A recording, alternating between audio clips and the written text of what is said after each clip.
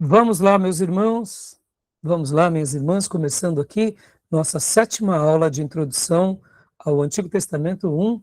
Já oramos como é costume. Mais uma vez, boa noite, graça e paz. Boa noite, graça e paz. Graça e paz. Boa noite, graça e paz. É uma alegria estar aqui com vocês, tratando desse tema tão maravilhoso, que é o Antigo Testamento, né, a introdução ou panorama. E hoje, nossa 7ª aula, a gente vai hoje dar sequência.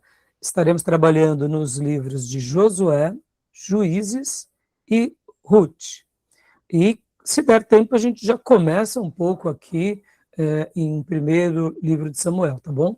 Mas eu não sei se vai dar tempo, porque tem tanta informação boa, né? Quero lembrar que nós estamos trabalhando aqui nesse livro-texto, que é do Archer Júnior, Panorama do Antigo Testamento, e os slides de hoje que vocês estarão vendo serão usados aqui no livro do Ellison, tá bom? Esse material que a gente vai estar utilizando aqui, juntamente com os slides do professor Fabiano. No entanto, eu já passei para vocês esses materiais, mas hoje a gente vai estar utilizando aqui os slides criados pela inteligência artificial Notebook LM, que tem nos enriquecido muito, né, com essa inteligência artificial, tá bom? Quero lembrar que as nossas aulas são gravadas, para que os irmãos possam reutilizar esse material. Gravamos também para aqueles que desejarem fazer o nosso curso em EAD, essas aulas serão parte do currículo, e gravamos também para abençoar o maior número de pessoas. Se houver alguém interessado em estudar conosco, nos finais aqui dos vídeos, nas descrições, tem os nossos e-mails. Entre em contato conosco, ou se não, pelo meu direct do Instagram, tá bom? Então, meus irmãos, antes de irmos, né, aqui para o material, eu quero ler um texto bíblico, fazendo um breve comentário, e logo na sequência eu quero fazer uma pergunta para vocês. Se vocês têm alguma dúvida do Pentateuco, ou daquele último slide que mostramos para vocês sobre a introdução, né, dessa parte chamada dos livros históricos, porque trabalhamos sobre o Pentateuco, que são os 5 primeiros livros de Moisés, e na última aula passada nós falamos sobre a introdução dos livros históricos, e eu mostrei aqui para vocês o material. Então, eu gostaria de saber se vocês ficaram com alguma dúvida, mas como eu disse, então vamos ler um texto bíblico.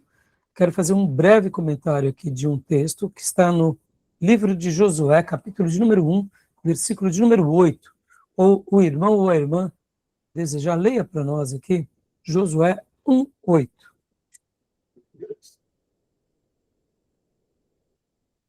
Pode ler para nós.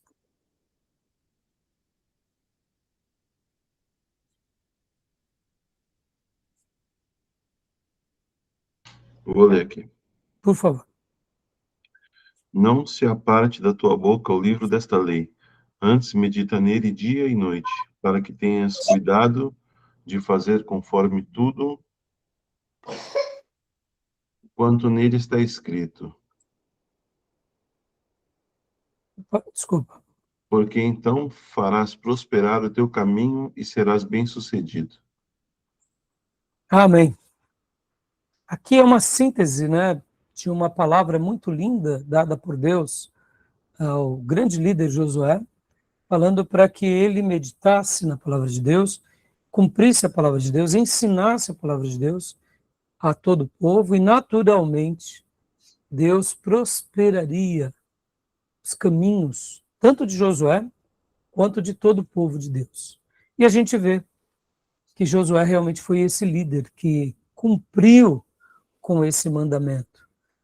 E eu quero deixar esse texto aqui para vocês, porque, irmãos, saibam disso. Isso é uma verdade espiritual.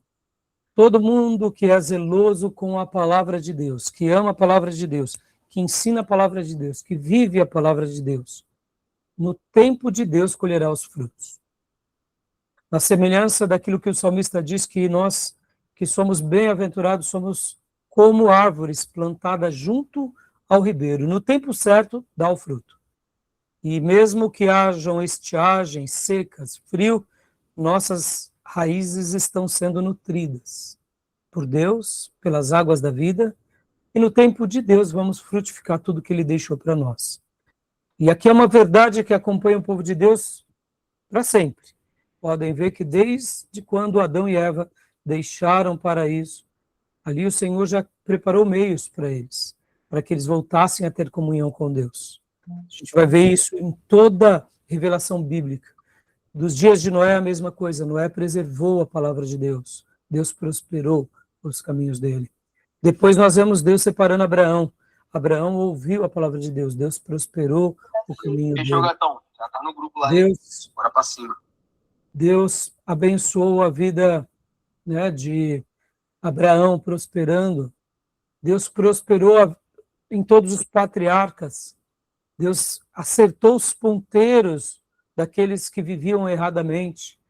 E agora, com Moisés, Deus livrou o povo do Egito, trouxe ao deserto, preparou o povo para conquistem a terra. Então, guardem isso, irmãos, porque Josué aqui, ele recebeu essa incumbência. Esse texto ele é muito verdadeiro. Toda vez que a gente guarda a palavra de Deus, a gente pratica a palavra de Deus, as nossas motivações são corretas. Deus é quem autentica na nossa vida as bênçãos dele. E eu amo de sempre dizer isso na igreja, que não é o pastor e não é a igreja, não é a denominação quem abençoa os irmãos.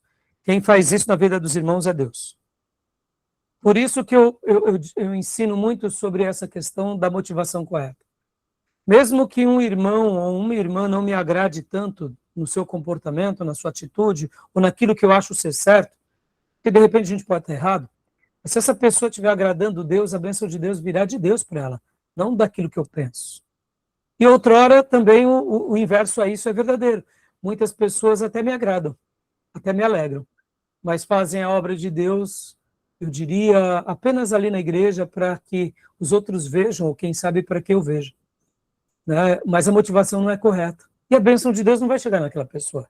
Mesmo que eu deseje que a bênção de Deus vá até ela, não vai ir. Porque, meus irmãos, aqui é uma relação muito íntima e pessoal.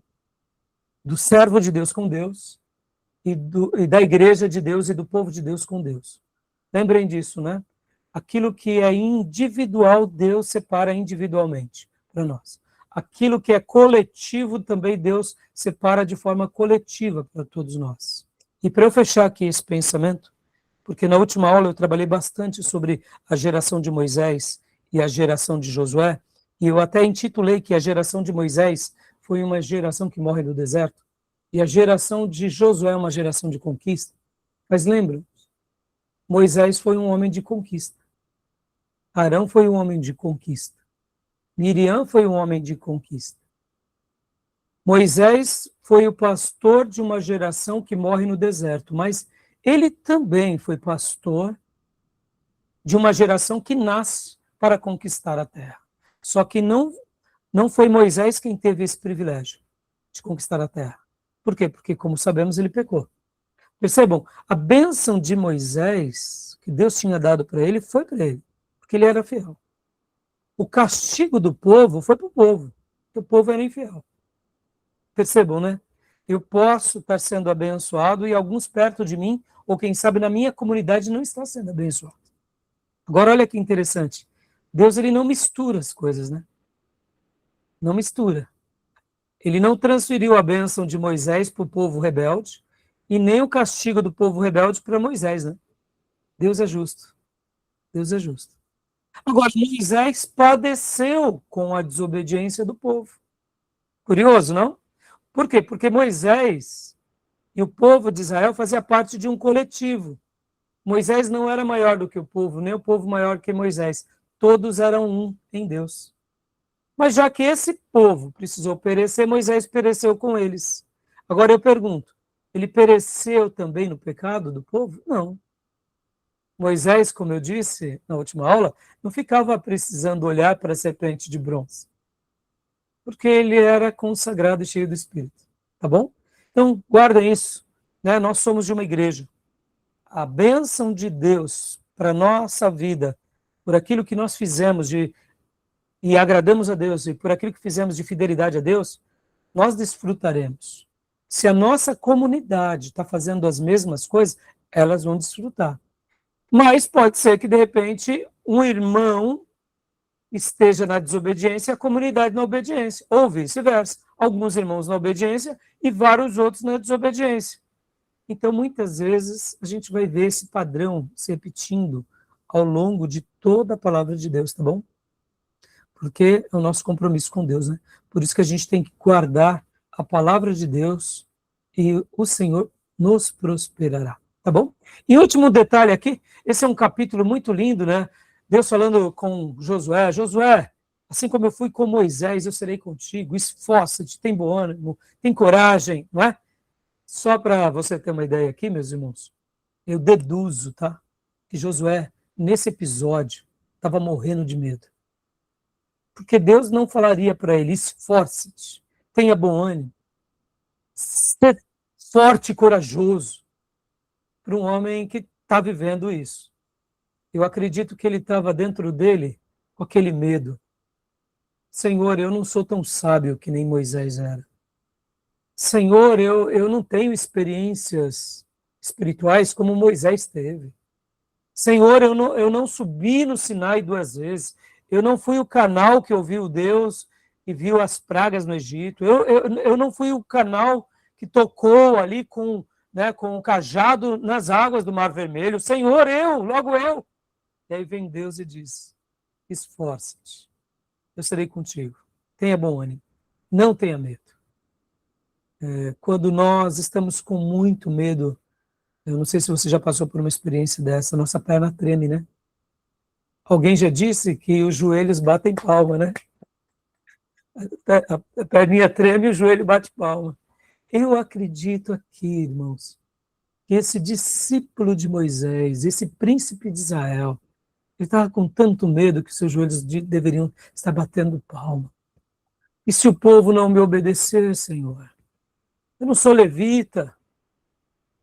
Mas aí vem Deus e fala, fique tranquilo, é você. Você é o meu eleito, você é o meu preparado.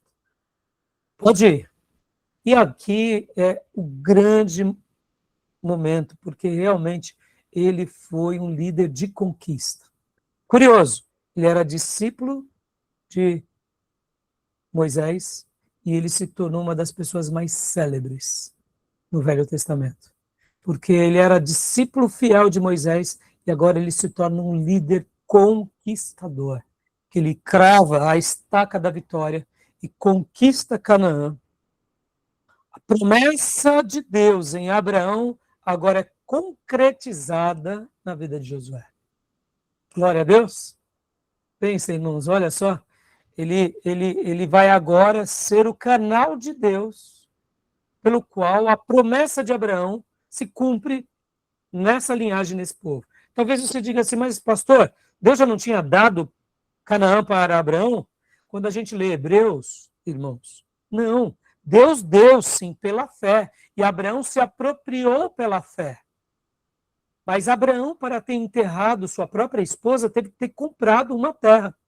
Ora, uma terra não era dele? Era. Mas a Bíblia diz que ele não herda nem o tamanho do pedaço de um pé, um palmo. Como assim, pastor? Mas ele não recebe a promessa? Ele recebe pela fé. Ele olha que aquela terra era dele, mas ele não desfruta dela como conquistar, algo que ele conquistou. Mas pela fé, ele já viu o que a Bíblia diz em Hebreus. Ele vê pela fé, ele já se apropria daquilo. Ele olha para o futuro. Mas a promessa agora da conquista se dá com quem? Com esse servo Josué. Josué é o líder da conquista. Tá bom, meus irmãos? E para eu fechar aqui, eu mandei no grupo hoje, inclusive, né? Pela bondade do Pai, durante algum tempo da minha vida, eu sempre gostei muito de refletir sobre Josué, sabe, irmãos? E eu tenho, assim, um carinho muito grande por esse grande líder, né? E eu queria até indicar aqui para vocês, na página da nossa igreja, nós temos, aqui deixa eu mostrar, né? Página da nossa igreja, aqui, rapidinho, aqui é a página da nossa igreja, Igreja Batista Missionária. Nos vídeos, eu tenho uma mensagem, né? Aqui, ó, em alta. A minha mensagem de Josué. É a mensagem mais acessada, né, da nossa playlist da igreja.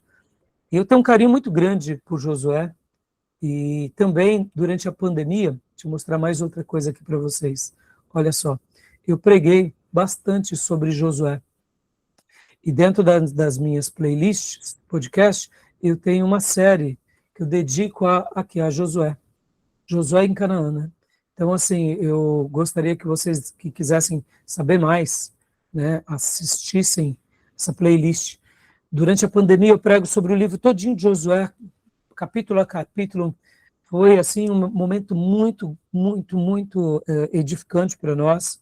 E um dia eu pretendo que tudo isso vire livros, né?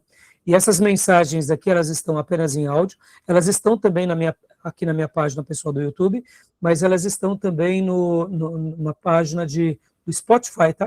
Dá para você ver o vídeo organizado, tá bom? Então, meus irmãos, vamos lá, vamos para a matéria. E voltando aqui para o material, né, da introdução, alguma dúvida, meus irmãos, sobre essa porção? Introdução aos livros históricos. Querem compartilhar, querem fazer alguma pergunta, tem alguma dúvida?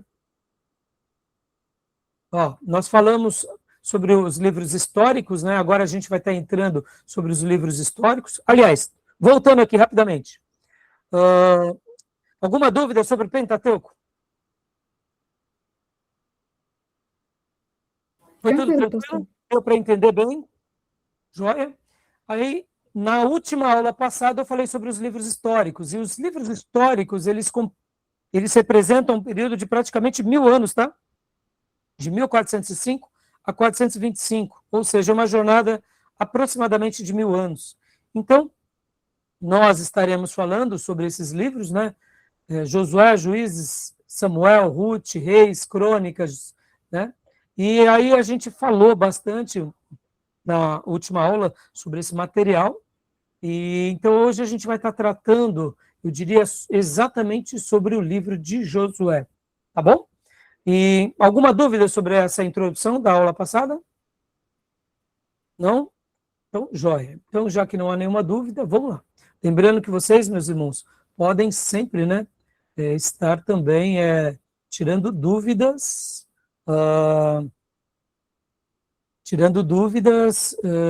no nosso canal, né? No nosso canal do WhatsApp ou do Telegram, tá bom? Então, vamos lá. Diego, faça as honras para nós, filhote.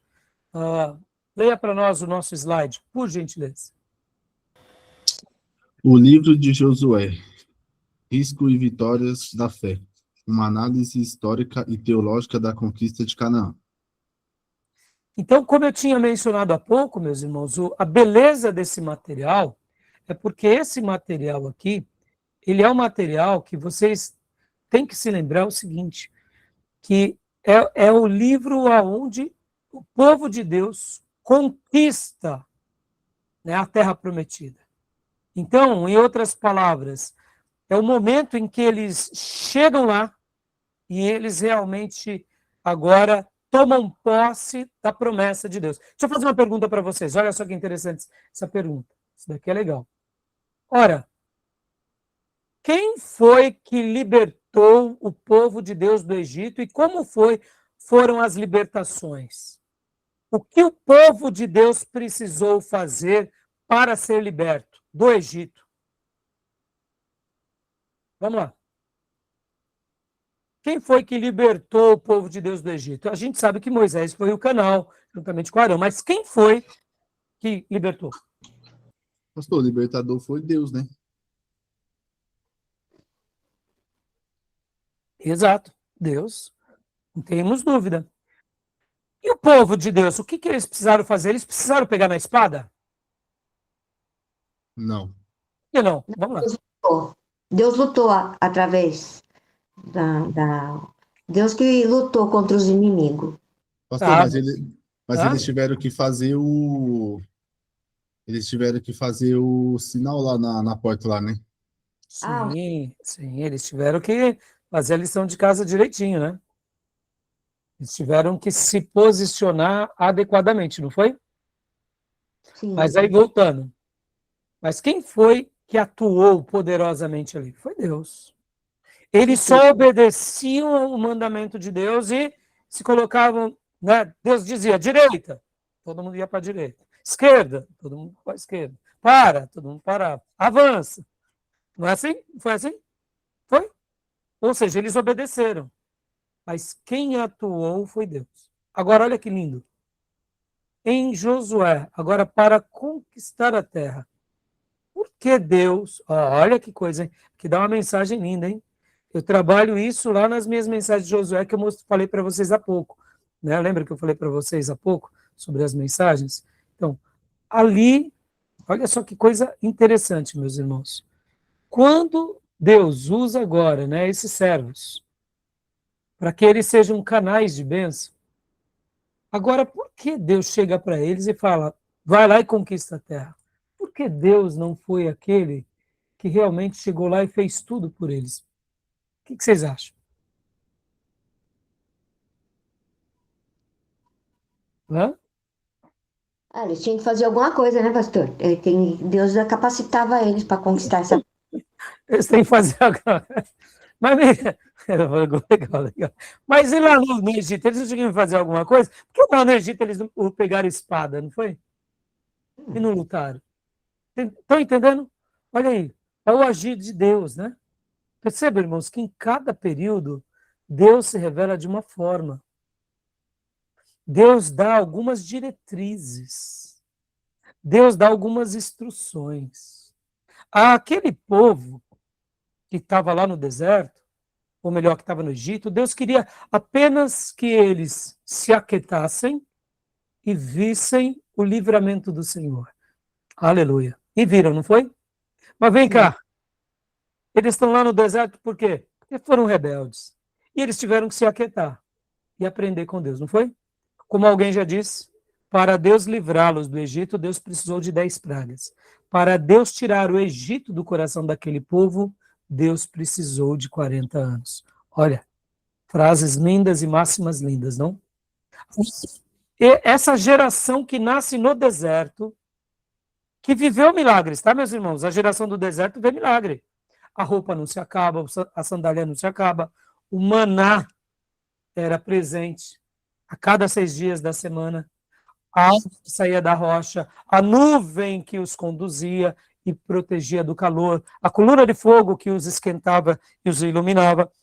Ou seja, essa geração que nasce no deserto também, ela viu milagres, mas não como a geração que sai do Egito.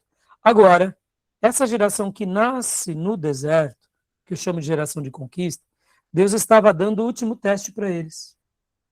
Porque agora eles precisariam pegar na espada. Agora eles precisariam lutar. Agora eles precisariam pelejar para poder possuir. Percebam, meus irmãos, como Eclesiastes 3 diz, há um tempo certo para cada coisa e uma coisa certa para cada tempo.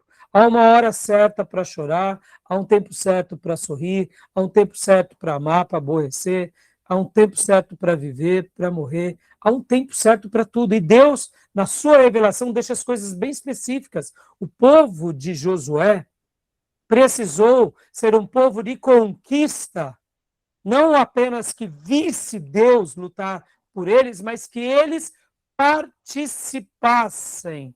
Estão entendendo? Vamos lá, meus irmãos. Quem cresceu aqui já com um certo conforto, sabe o que eu quero dizer.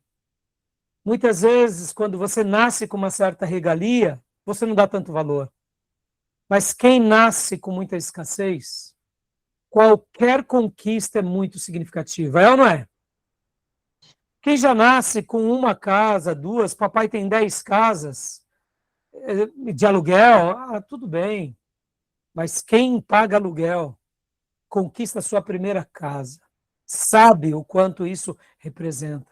Perceba, Deus estava querendo dar a esse povo que nasce no deserto agora um novo senso de conquista. E assim foi que aconteceu. Além do que, a gente vai ver aqui também um outro fator.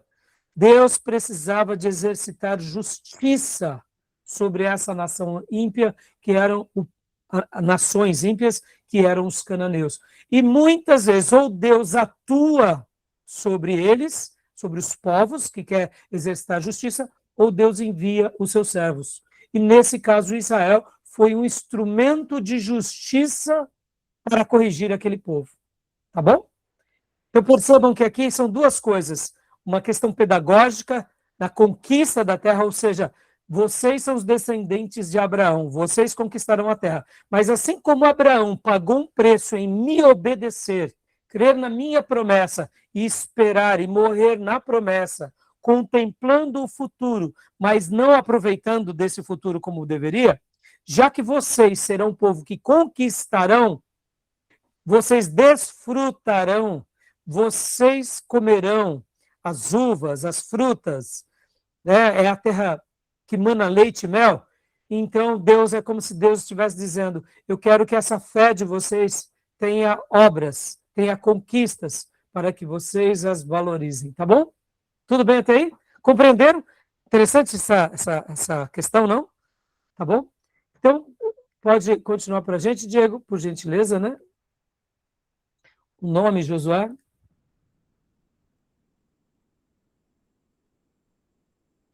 Diego? Estou aqui, pastor. Estou aqui. Pode ler para nós. Ficha técnica e autoria. Significado do nome, Josué. Salvação do Senhor ou Jesus. Grego. Autor, Josué. Provável. Testemunha ocular e líder militar. O final morte foi adicionado por um colaborador. Data: 1405 a 1375 a.C. Cobre 31 anos de liderança. Propósito: preservação histórica, registrar a conquista e demonstrar a fidelidade da aliança de Deus. Joia. Até o nome de Josué é providencial, viu, meus irmãos? Olha só que interessante. Esse era o nome de Josué desde sempre, irmãos? Como que se chamava Josué? Qual era o nome de Josué? Oséias. Oséias, exatamente. A palavra Oséias significa salvação. Tá bom? Salvação. E aí, Josué, o que significa? O que significa a palavra Josué? O nome Josué? Salvação do Senhor. Isso, agora só acrescenta do Senhor. Ou Jeová, ou Javé, ou Jeová, é a salvação. Ou a salvação do Senhor, ou Jeová é a salvação. Então, dando esse acréscimo. E quem muda o nome de Oséias para Josué? Quem foi o instrumento que, né, foi o vaso que deu essa direção a esse servo? Vocês se lembram? Irmã? Se eu não me engano, foi Moisés. Exato, Fê, exato. Então, e a palavra, né, como a gente mencionou, Josué vem salvação do Senhor, e no grego, irmãos, olha só que interessante. Então, no hebraico, Josué é o Senhor salva, ou o Senhor é a salvação, ou salvação do Senhor. E Jesus, irmãos, o que significa Jesus? É a mesma coisa. A mesma palavra, o mesmo nome que está em grego, que é Jesus, que é o Senhor salva, ou a salvação é do Senhor, ou a salvação do Senhor. Assim é a palavra Josué no hebraico, Josué no hebraico, e Jesus é no grego, tá bom? Então, o livro, ele representa um período de 31 anos de liderança, tá bom? E o autor, como a gente viu, é o próprio Josué, provavelmente. Não tem, assim, uma menção direta, mas a gente nota de forma indireta, com exceção dos últimos versículos, tá, meus irmãos? Com exceção dos últimos versículos, que é óbvio, né, que fala da morte dele. E que ela registra, né, como a gente já viu, a conquista da terra e a fidelidade da aliança de Deus se cumprindo nesse povo. Meus irmãos, eu amo esse livro, porque além de ser um livro que nos desafia, é uma geração que me deixa, assim, eu diria, irmãos, com um desejo, né, de participar de uma geração assim. Nós não sabemos, irmãos, que tipo de geração ou povo a gente vai cuidar. Isso está além da gente, tá? Até falando aqui, abrindo um parênteses pastoral, tá bom? Moisés, o grande líder de Israel, foi o pastor que pastoreou uma geração de derrota. Josué, de contrapartida, uma geração de conquista. Davi pastoreou uma geração de conquista, liderou uma geração de conquista. Jeremias, o grande profeta de Israel, o grande vaso do Senhor, liderou uma geração de derrota. Então, que tipo de ministério Deus nos dará? Pode ser que Deus te dê uma igreja de conquista, como Deus possa te dar uma igreja de derrota. Pastor, eu prefiro a turma de Josué. Eu também. Mas aqui é uma pauta que não compete para a gente. Estou falando isso, irmãos, com toda a humildade, viu? Porque nós temos, assim, muitas vezes, critérios de medir sucesso, né? Não, se o pastor tal faz tal coisa, e se eu fizer, vai dar certo. Não necessariamente. Porque são povos distintos, são famílias distintas, são realidades distintas, são corações distintos. São rebanhos distintos. Agora, o que eu posso afirmar sem medo de errar é, se nós fizermos o nosso melhor, seremos recompensados. Independente do contexto em que estivermos seguindo. Bom, falando isso, porque essa geração aqui é uma geração maravilhosa, tá bom? O cenário geopolítico, né? Aqui, leia para nós, Diego, por gentileza. O cenário geopolítico, o vácuo de poder. Contexto: antigos vassalos do Egito. 1400 a.C. O poder egípcio deteriorou-se, permitindo a invasão. Estado político: cidades, estados independentes e fortificados. Demografia: mistura de heteus, amoreus, cananeus e jebuseus. Ou seja, aqui é um pequeno mapa, né, meus irmãos? Aqui o notebook ele me fez errado, o Rio Jordão é aqui, né? Exatamente aqui, né? Então, faça essa leitura aqui. E aqui é um pouco das cidades, né? Qual a diferença de um cidade-estado, irmãos, e de uma nação? Vamos lá. Aqui, Canaã estava repleto de cidades-estados. O que é uma cidade-estado? Vamos lá. Vamos começar pelo começo. O que é uma nação? O que é uma cidade-estado? E o que é uma tribo, por exemplo? Percebam, Abraão vem para cá como um semi-beduíno. Ele era o quê nesse momento aqui? Ele era um grupo, mas ele se classifica como uma cidade-estado, por exemplo? Não, por que não, Beatriz? Por que não, Diego? Porque ele estava começando, pastor. Quando ele começou, que Deus chamou ele não era uma nação. Então, é bem curioso isso, né? Na última aula nós falamos da diferença de nação e de país, lembram? Trabalhamos sobre essa questão, que não necessariamente uma nação tem um território, mas todo país tem um território, tem leis. Então eu falei muito sobre isso, expliquei inclusive sobre os ciganos, o povo judeu, que é uma nação dentro de um território. Aqui nesse episódio, Abraão, quando ele vem para cá, e ali nascem os demais patriarcas e assim vão crescendo, eles eram uma família, que poderíamos dizer que eles se tornam uma nação. Aonde? Lá no Egito, né? Aqueles 70 e poucos que vão para o Egito, opa, já é uma grande família, 70 e poucos é uma grande família, é uma vila. Já é o começo de uma nação. Mas lá em Gossém, no delta do Nilo, eles se estabelecem como um povo. Agora eles vêm para cá e realmente conquistam Canaã e se tornam, né, agora sim, uma nação propriamente estabelecida e, vamos dizer assim, né, um país, né, país de Israel. Poderíamos dizer dessa forma. O que é, então, uma cidade-estado?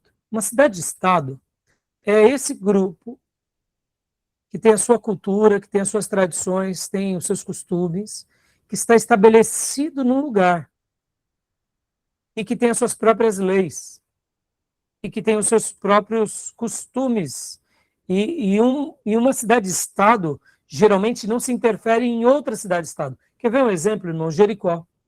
Lembra que Jericó era uma cidade, muralha, tinha muralhas, tinha paredes, tinha tinha uma fortificação.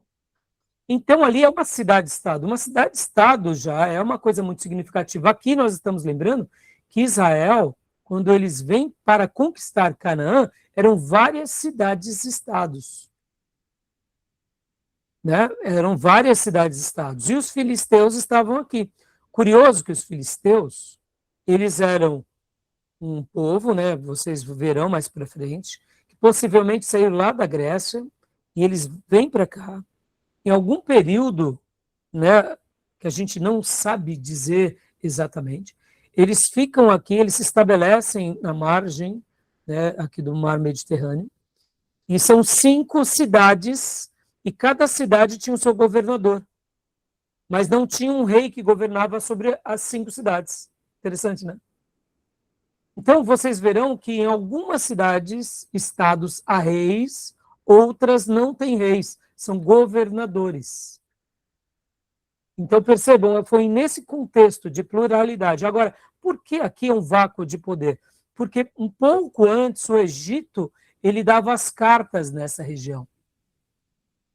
E é muito fácil de vocês lembrarem disso. Por quê? Lembra que nos dias de José, o Egito foi o único lugar que teve comida para o mundo? O Egito ficou muito próspero, muito rico. Então, todas essas cidades aqui acabavam tendo uma certa dependência do Egito. Mas aí vem o episódio da libertação. E esse episódio da libertação enfraquece o Egito. E no momento que enfraquece o Egito, agora essas cidades-estados, elas estão soltas. Elas estão com mais força e mais poder. Porque agora o Egito, ele tem que se preocupar apenas de se reerguer. Como que ele vai cuidar de outros lugares se ele não pode nem cuidar de si próprio? Porque um tal de Moisés, com um cajado, arrasou lá o Egito. Entenderam? Então percebam, era um vácuo de poder. E no vácuo de poder, irmãos, se torna uma questão mais tribal ainda. Porque quando tem alguém que domina, ainda as pessoas aceitam certas, vamos dizer assim, certas obediências, certos critérios. Mas quando você não tem quem domina, ali cria-se, né, essa situação um pouco mais antagônica, tá bom? Tudo bem? Então, uma cidade-estado, na realidade, ela não é um país. Porque, olha só, o que determina qual é a diferença de um país, ou vamos chamar agora, de uma nação como um país, para uma cidade-estado? Uma cidade-estado que se une com outra cidade-estado e que se une com outra cidade-estado, e ali eles elegem um rei para governar sobre todos eles, aí virão um país. Está entendendo? Precisa da figura do rei, centraliza. Podem ver que agora, quando Canaã é estabelecida aqui, se torna a nação de Israel. O que foi a nação de Israel, senão a divisão das 12 tribos, unidas debaixo do quê? De uma liderança. Então, mesmo que não tivesse um rei ainda, tinha a figura de quem? De um juiz, que a gente vai ver no livro de Juízes, tá bom? Pode ver que Josué é um grande general e ele faz um papel também aqui, praticamente, de juiz. Mas, tá, pastor, o senhor não disse que tem um rei que governa sobre todos? Tem. E quem era o rei de Israel, meus irmãos? Nos dias de Moisés e nos dias de Josué? Quem era o rei de Israel? Josué, não é? Hã? Deus. Deus. Josué era só um general. Era o general de Deus. Por isso que é uma nação? É uma nação. A pastor não tem a figura física de Deus, de rei, mas Deus, ele queria ser considerado sempre pelo seu povo como rei dessa nação. Tá bom? Beleza? Tudo bem? Explicou? Miriam, pode fazer a pergunta. A pastora, é que eu não entendi, essa cidade-estado, o que seria? Seria um estado ou uma cidade? As duas coisas juntas. As duas coisas juntas. São Paulo é um estado. E São Paulo tem várias cidades de São Paulo. Isso. E ali, cidade-estado, era um estado com várias cidades? Não, você vai compreender perfeitamente. O estado de São Paulo está debaixo de alguma liderança maior? Ele está debaixo de alguma federação? O prefeito, né? Não, eu digo assim, o estado de São Paulo, ele pertence a alguma federação? Ele está unido a outros estados e ele presta, vamos dizer assim, presta contas a um presidente desses estados? Agora imagine o seguinte, Miriam, nós somos o estado de São Paulo, mas nós somos uma cidade-estado? Não, porque nós, São Paulo, como estado, ele pertence à nação do Brasil, ao país do Brasil. E a sede é onde? Distrito Federal. Que ali tem o presidente da República, que preside sobre todos os estados. No nosso caso, né, como república, né, Miriam, e como democracia, nós não temos a figura do rei, nós temos a figura do presidente, que é nomeado, não é?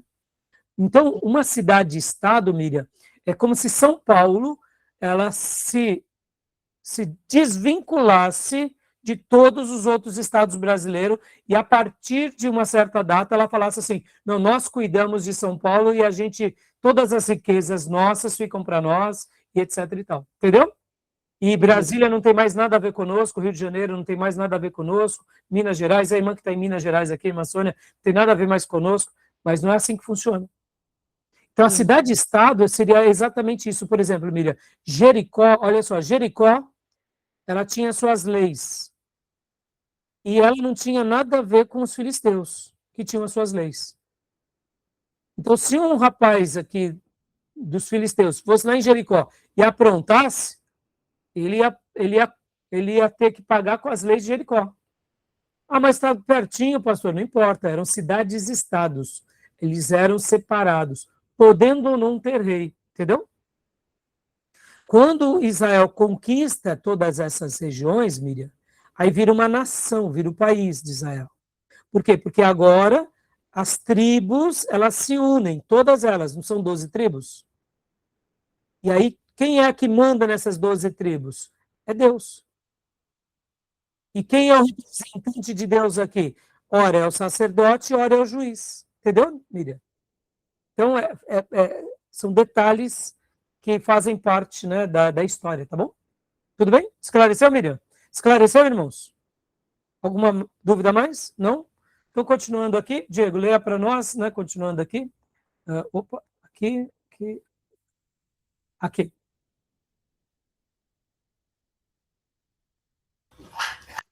Perfil do inimigo, religião e moral. El, tirano, sensual e sanguinário. Baal, senhor do céu, chuva e vegetação.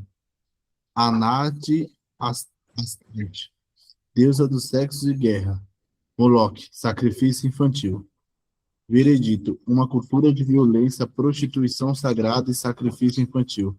A terra estava infestada de idolatria. Irmãos, nos dias de Abraão, esses deuses já eram cultuados, adorados, e esses povos já faziam atrocidades imensas. Deus, inclusive, fala, Abraão, seus descendentes ficarão no Egito, porque a minha ira ainda não chegou ao máximo contra os cananeus, mas vocês vão ficar no Egito, e quando vocês voltarem do Egito, eu vou puni-los. A minha ira será derramada sobre eles. Nos dias de Josué e Caleb, os deuses cananeus eram altamente adorados e as práticas eram das mais cruéis. Na aula de geografia, a gente até trabalha um pouco sobre isso, quando a gente fala um pouco sobre os achados arqueológicos dos cananeus. Só para vocês terem uma ideia, os cananeus, algumas dessas nações-estado, cidade-estado, quando eles iam construir uma casa, na fundação principal, eles sacrificavam o seu primogênito. Então, hoje, os arqueólogos, quando eles vão para Israel, nessa região, eles têm ali achados que datam esse período dos cananeus, tem ossadas de crianças, de bebês, nos fundamentos da casa. Pensem nisso, meus irmãos. Um povo que chegou a esse ponto. As práticas e os pecados e as religiões deles eram religiões que eram todas voltadas à idolatria, mas não somente isso, a promiscuidade, a sexualidade e, inclusive, sobre sacrifício. Moloque, por exemplo, era essa figura em que se tinha fogo, né, por dentro. Algumas biografias vão dizer que mãos saíam para fora assim, colocavam a criança como sacrifício e os sacerdotes de Moloque traziam para dentro e queimavam. Coisa horrorosa, meus irmãos, coisa horrorosa. E eles faziam tudo isso para quê? Para que esses deuses os abençoassem. Por isso que Deus, quando amaldiçoa os cananeus, é de uma forma muito veemente, porque realmente eles eram muito, mas muito cruéis. E quando nós olhamos agora, né, a libertação do povo de Deus, destruindo o Egito, eles não se quebrantam. Os próprios habitantes de Jericó ficam com medo, mas também não se rendem ao Deus de Israel. E podem ver que somente os gibeonitas que fizeram aquela artimanha de enganar Josué. Em outras palavras, os gibeonitas de todos eram os mais, vamos dizer assim, os mais simplesinhos. Então eles eram povos muito cruéis. E olha só que curioso, meus irmãos. Baal, que a gente vai ver acompanhando lá no Velho Testamento todinho, é o Deus da prosperidade, tá bom? No slide que eu passei para vocês do professor Fabiano, a gente vê lá nos slides dele uma coisa muito curiosa, que são as definições melhores de tudo isso que acontecia aqui. Então, se você quiser saber mais depois, dê uma olhada, porque não vai dar tempo para a gente ver o slide, né, todinho do Fabiano, tá bom? Mas vou mostrar aqui rapidamente para vocês, ó. Vou passar aqui rapidamente, só para vocês terem uma noção. Olha só. No slide do professor Fabiano, que tem mais detalhes, né? Quando vai falar agora aqui sobre essa questão, né, dos ídolos, olha só que cenário religioso, ó. Esse El era um Deus supremo. Poemas ugaríticos relatam acerca das ações cruéis, tirânicas e sanguinárias do povo. Também fala da prostituição espiritual por meio da sensualidade incontrolável. Então, El era um deus, né, cultuado pelos cananeus, e eles tinham essas crueldades. Baal era o filho de El, seu sucessor, dominava um grupo de cananeus e era considerado o senhor do céu. E era o Deus da chuva e da vegetação. Por que Baal foi tão adorado pelo povo de Deus em todo o Velho Testamento? Porque essa influência cananeia se manteve na história do povo de Deus durante séculos. Porque, irmãos, olha que interessante. Hoje, quando a gente tem alguma privação, quando a gente tem alguma dificuldade, o que a gente faz? A gente vai buscar Deus, não é assim? E a gente começa a orar, e como nós temos promessas de que Deus foi o Deus da provisão para Abraão, a gente começa até a usar o nome, né, de Jeová Jiré, ó Deus da provisão, me socorre. Nós que conhecemos todos os livros bíblicos e temos o livro ali de Malaquias, nós que realmente amamos a obra de Deus, dizimamos e ofertamos, dizemos, Senhor, honra o teu servo, abre as portas, janelas do céu, não é assim? Mas no Velho Testamento, Baal, por ele ser muito adorado aos cananeus, o povo de Deus foi influenciado por Baal. Porque Deus, como diz aqui, o Senhor dos céus, ou seja, quem manda chuva, quem dá prosperidade para a terra é Baal. Então, quando o povo de Deus queria vencer a guerra, eles oraram ao Jeová Sabaote, o Senhor dos exércitos. Mas quando eles estavam com dor de barriga, porque a colheita foi fraca, o povo de Deus começava a pedir, ó Baal, me abençoa. Estão entendendo? E por isso que a gente vai ver nos demais livros históricos de Josué, principalmente de Reis e Crônicas, Deus descendo o sarrafo, né, para não dizer descendo o cajado no povo, porque o povo ia consultar a Baal. E a tribo do norte foi a mais corrupta nesse sentido, mas não só a tribo do norte. Muitos sacerdotes e profetas se desviaram também. Então, meus irmãos, Baal foi uma praga que ele só vai ser acabado, a Baal só vai ser exterminado, sabe quando? No cativeiro babilônico. Porque, irmãos, pensem bem, por séculos Baal continuou sendo arrastado na vida desse povo, né? E a Nath aqui, ó. Quem era a Nath? Era a irmã de Baal. Ela estava entre as 3 deusas protetoras do sexo e da guerra, e ao mesmo tempo havia prostituição espiritual e sacrifício de crianças, a Nath. E Asterote, ou Astarote, ou Aserá, eram esposas de Baal e também deusas do sexo e da guerra.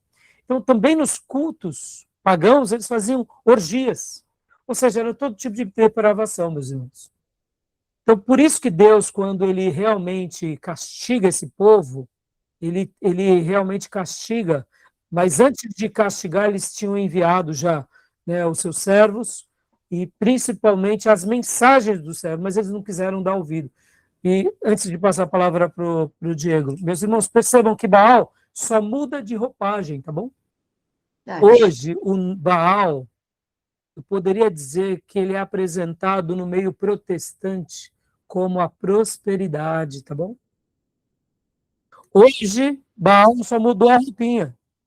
Era um ídolo, e hoje é outro ídolo, invisível, mas a quantidade de irmãos que está dentro das igrejas evangélicas, para nossa vergonha, não é porque querem servir a Deus, é porque querem as bênçãos de Deus. Porque na hora que Deus tirar as bênçãos, eles desviam, vão para outro lugar. Porque o intuito deles não são Deus, e sim os presentes que a mão de Deus dá. Fica aqui a minha denúncia, meus irmãos.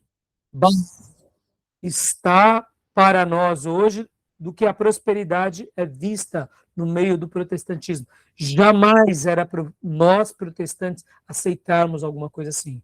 Por quê? Porque Jesus não ensinou isso, os apóstolos não ensinaram isso, a igreja primitiva não ensinou isso, e essa praga entrou no meio da igreja e está aí, ó. E as pessoas estão achando que é normal. Não é normal, tá bom, meus irmãos? Não é normal. Pastor, e quando Deus abençoa? Meus irmãos, não tenha dúvida, nós somos um povo inteligente, próspero e abençoados, mas o nosso coração está em Cristo e no seu reino. E tudo que temos é para a glória dele. E se um dia Deus fizer conosco o que fez com Jó, bendito seja o nome do Senhor, porque viemos nu, voltaremos nu.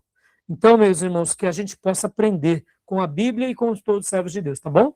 Porque podem ver, né? Nós ocidentais, e aqui também o povo oriental, viu, meu irmão?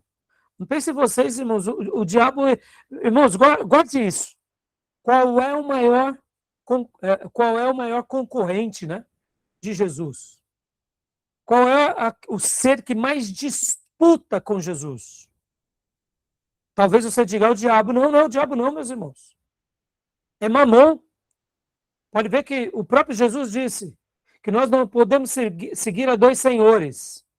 Falando dele próprio e de outro senhor, ele diz, porque se nós seguimos a Deus e a Mamon, quem era Mamon? Era o Deus da prosperidade, meus irmãos.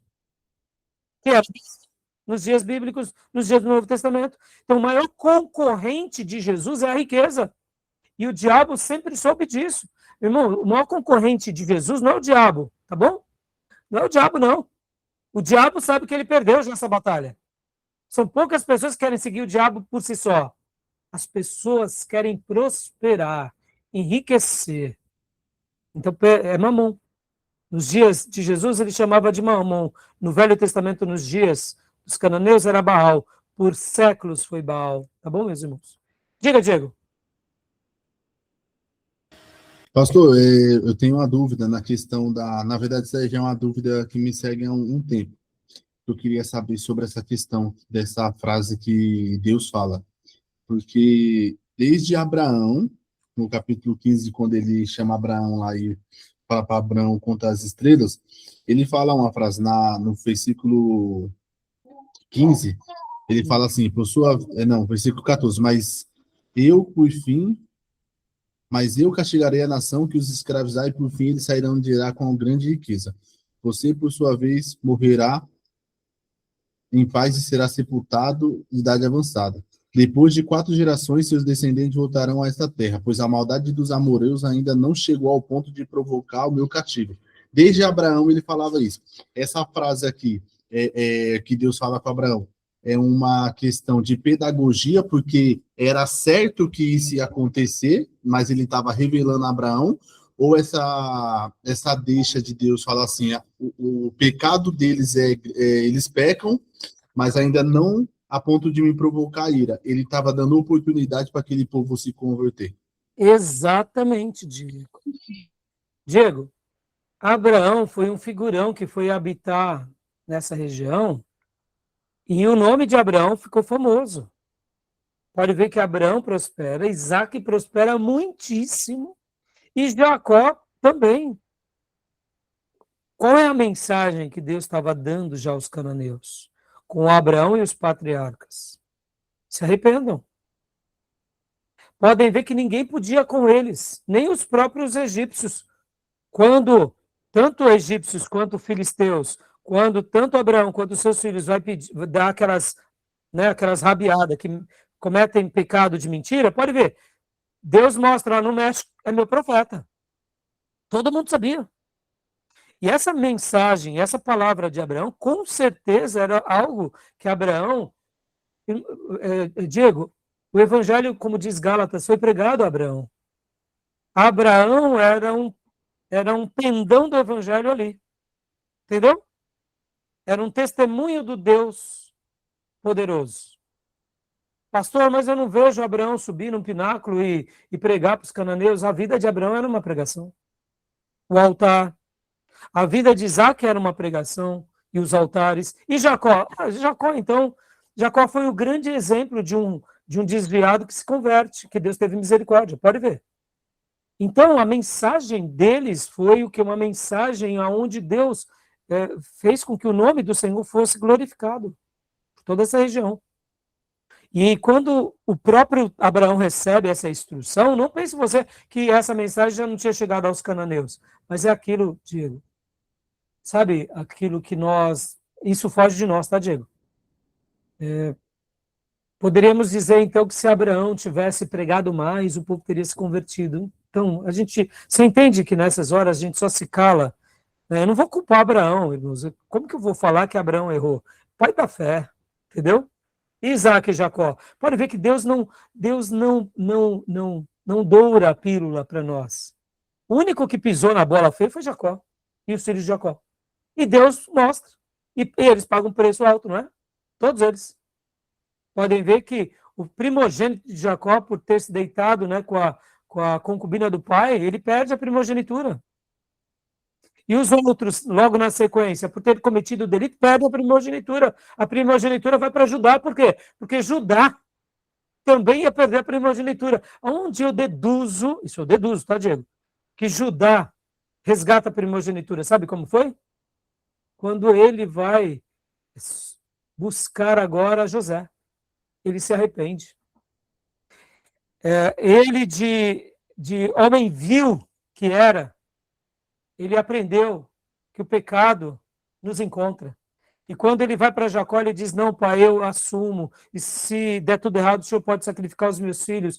Ou seja, ele mostra, e quando ele está lá no Egito, que dá tudo errado, que José cria aquela estratagema, né, de capturar, né, Benjamim, os irmãos vão diante de José e falam, não faça isso. Um dia atrás ele foi indiferente, ele vendeu o irmão, agora ele se coloca na brecha. Olha lá a primogenitura, entendeu? Olha ele restaurando o altar. Perceba, Diego, os cananeus, a mensagem dos patriarcas, a mensagem de Israel sendo próspera lá no Egito, o povo de Abraão, era uma mensagem poderosa para esse povo. O Egito dava as cartas aqui, não era? E quem era o governador do Egito que dava as cartas aqui? Um tal de José, bisneto de Abraão. É o chefão do Egito. Estão entendendo? Percebam que a nossa pregação, ela tem muito mais poder quando o nosso exemplo é lapidar. Por isso que alguém já disse, né, que a sua mensagem ela é tão grande, ela é tão alta, porque ela diz muito mais com as suas atitudes do que as suas palavras. É aqui o poder do testemunho. Porque eu posso até pregar muito bem, mas se eu dou um péssimo testemunho, eu jogo tudo no chão e ramelo. Porque eu estou dizendo para todo mundo, olha, eu sou por fora bela viola, mas por dentro pão bolorento. Mas quando as minhas ações são ações dignas de um testemunho verdadeiro, o meu testemunho diz muito mais alto do que as palavras, ao ponto que mesmo que eu fale, o exemplo diz mais alto. Ou seja, eu não escuto muitas vezes a sua voz ou o seu som, mas eu vejo os seus atos. Eles dizem muito mais alto do que as suas palavras. Que Deus nos ajude, né? Entendeu? Então, Diego, é isso mesmo. Os cananeus estavam tendo tempo para se arrepender. Se arrependeu? Não. Agora, olha só, 40 espias vão até Jericó. Está tudo errado. O povo de Deus está sendo sustentado por 40 anos no deserto. A gente tem que lembrar, irmãos, que o deserto aqui, ó, do Sinai é aqui, ó. Aqui. Pertinho deles. E aí chegavam mensagens, Diego. Imagina aqui os amorreus, heteus, cananeus, jebuseus. Percebam que até todas essas cidades, estados, chegavam e falavam assim, ó, passei lá no deserto, estava indo para o Egito, vi um negócio esquisito, uma coluna de fogo, que não se apaga a noite toda. Clareia aquele povo. Ah, você está falando de quem? Estou falando do povo de Israel. Ah, eles já estão lá há 30 anos. Mas que coluna é aquela? Aquela coluna é Deus. Que Deus? É o Deus de Israel. O Deus de Abraão. O Deus que destruiu o Egito. Percebam, meus irmãos? E aí vinha outro e falava, você não viu nada, tem que ser de dia, tinha uma nuvem. Um calor medonho no deserto. E lá uma nuvem que cobria aquele povo. E vocês não sabem, aquele povo está lá, como que eles vivem? Tem um tal de maná que eles comem. É assim ou não foi? Entendeu? Olha a mensagem. E agora eles estão para conquistar a terra. E como que estavam aqui os habitantes de Jericó? Os habitantes de Jericó estavam morrendo de medo. Porque, comparando Jericó, que era uma nação-estado, com o Egito, que era um império, Jericó era uma pulga. Então, percebam, é isso, Diego. Agora, o coração, quando é um coração cauterizado pelo pecado, Diego, só Deus pode mudar. Né? Tá bom? Respondeu, Diego? Joia? Então, irmãos, os deuses cananeus, né? O livro, o texto trabalha bem e assim, a gente não vai ter tempo de secar, mas é isso, tá bom? O povo era um povo idoso e cruel. E detalhe, eles queriam também a morte de Israel, tá, meus irmãos? Última coisa, irmãos, quando uma nação quer destruir outra nação, aí entra numa pauta que eu gosto de chamar que é a pauta divina, tá bom? Isso na história da humanidade, tá, meus irmãos? Quando você vê alguém querendo destruir uma família, ele não está brigando mais com uma família, ele está brigando agora com Deus. E quando alguém está querendo destruir uma nação, aí está brigando com Deus. Por isso que na história da humanidade, quando um povo tenta dizimar outro povo, mesmo que num primeiro momento esse povo triunfe, chega uma hora que o próprio Deus extirpa.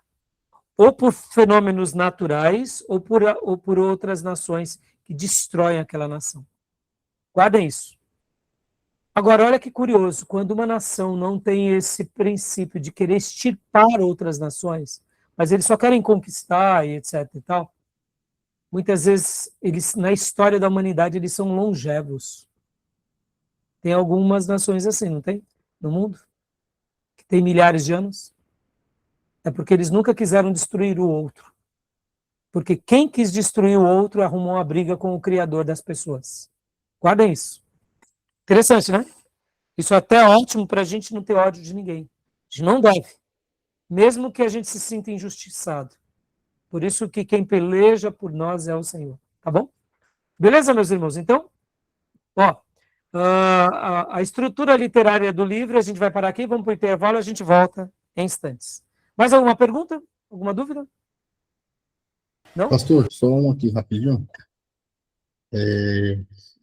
O Egito, ele já era uma cidade, antes de tudo, ele já era uma cidade forte, mas toda a riqueza dele veio por conta do povo de Deus que estava lá ou não? Pode-se dizer assim ou não? Não necessariamente. Não, né? Não. Aquele episódio, sim. Aquele episódio, Deus salvou o Egito para salvar os hebreus e para abençoar as outras nações. Sabe aquelas coisas que Deus faz e muitas vezes ele usa um servo para mostrar a glória dele? Mas o Egito sempre foi próspero, Diego. Você vai lembrar que nas aulas de geografia, logo depois que o Alto Egito se une ao Baixo Egito, né, eles criam ali um império, o Egito sempre foi próspero. Teve altos e baixos, momentos de dificuldade e momentos de crescimento. E até teve um período de aproximadamente 100 anos que a dinastia egípcia foi conquistada pelos Hicsos, né, que são os pastores, né, os reis pastores, que alguns vão até dizer que são os hebreus, mas a gente sabe que não eram os hebreus. Mas olha que interessante, os egípcios sempre foram prósperos. Agora, no momento em que Deus quis mostrar a glória dele por um Egito, ali Deus usou quem? O seu servo, e aí prosperou muito. Então, a gente não pode atribuir que o Egito foi próspero por causa do povo de Deus, mas que, de fato, o povo de Deus abençoou o Egito. Mas também a gente tem que admitir que o Egito também foi uma bênção para o povo de Deus. Lembro que nas aulas de geografia, principalmente geografia 2, quando eu falo sobre o Egito, chegaram aquelas 70 e poucas pessoas, eles eram o quê? Tribais, né? O único piedoso ali era o pai, que era Jacó e José. O resto era tudo desviado. Ou seja, eles eram um povo da promessa, mas não viviam em aliança. E lá no Egito, os egípcios eram um povo que valorizava hierarquia, valorizava o estudo, valorizava a família, valorizava principalmente essa questão do respeito familiar, a educação. Então, quando o povo hebreu vai para o Egito, eles aprenderam com os egípcios. E juntos cresceram, um abençoando o outro. Por isso que, inclusive, o nosso irmão Ellison, né, eu não mencionei na última aula, mas ele vai dizer que o motivo pelo qual o povo de Deus se tornou escravo no Egito é porque também eles prosperaram tanto lá no Egito que eles começaram a praticar algumas práticas do Egito. É mais ou menos assim, meus filhos, vocês estão aí agora, né, adorando o chacal, entendi. Estão gostando de adorar os ídolos dos egípcios, é como se Deus, segundo o Ellison, tá? É como se Deus agora os levantasse, né, novos faraós para castigá-los, para que eles se lembrassem da sua origem e de que eles não eram dali. Entendeu, Diego? Tá bom? Beleza, Diego? Beleza, irmãos? Mais alguma pergunta? Não? Vamos para o nosso intervalo? Fechou. Então vamos lá. Então, vou parar aqui a gravação. Vamos para o intervalo.